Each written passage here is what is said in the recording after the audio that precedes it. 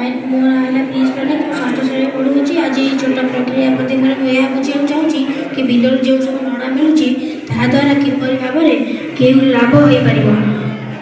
ବିଗତ କେତୋଟି ବର୍ଷରେ ଆମେ ଟିଭିରେ ଦେଖିବାକୁ ପାଉଛେ ଆଉ ଯେପରି ପଢ଼ିବାକୁ ପାଉଛେ ଯେ ଦିଲ୍ଲୀରେ ପ୍ରତିବର୍ଷ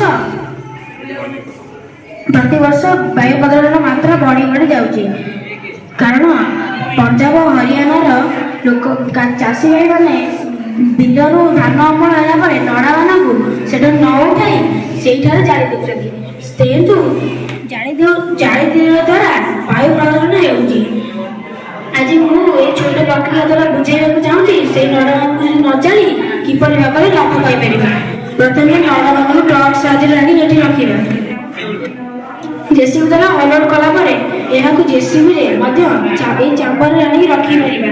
କିନ୍ତୁ ଯେହେତୁ ଦିଦିମାନଙ୍କୁ କର୍ମ ନିଯୁକ୍ତି ଦେବା କଥା, ତେଣୁ ଏହି ତିନୋଟି ଲୋକମାନଙ୍କୁ ନିୟୋଜିତ କରାଯାଇଛି। ସେମାନେ ଏହି ନଡ଼ାମାନଙ୍କୁ ମିକ୍ସିଂ ଚାମ୍ବର ରଖିବେ ଓ ଏହି ଟର୍ମିନାଲ ଦ୍ୱାରା ତାହା ଷ୍ଟୋର ଟ୍ୟାଙ୍କକୁ ଯିବ। ଷ୍ଟୋର ଟ୍ୟାଙ୍କରେ 15ରୁ 20 ଦିନ ରହିଲା ପରେ ଗ୍ୟାସ୍ ଫର୍ମେସନ୍ ହେବ।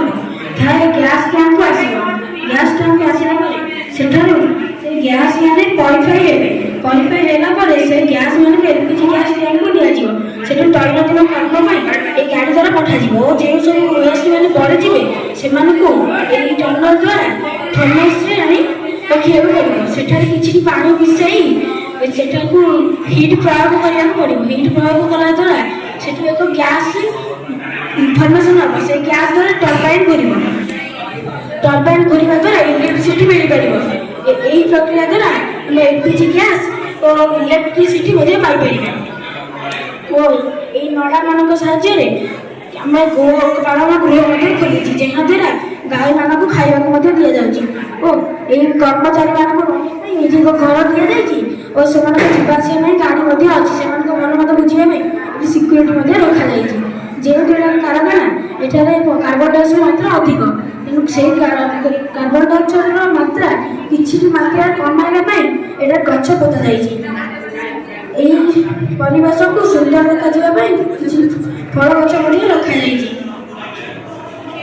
ଆମେ ଏହି ପ୍ରକ୍ରିୟା ଦ୍ୱାରା ଏଲ୍ପିଜି ଗ୍ୟାସ୍ ଏବଂ ଇଲେକ୍ଟ୍ରିସିଟି ଓ ଗାଈମାନଙ୍କୁ ଖାଇବା ମଧ୍ୟ ଦେଇପାରିବା।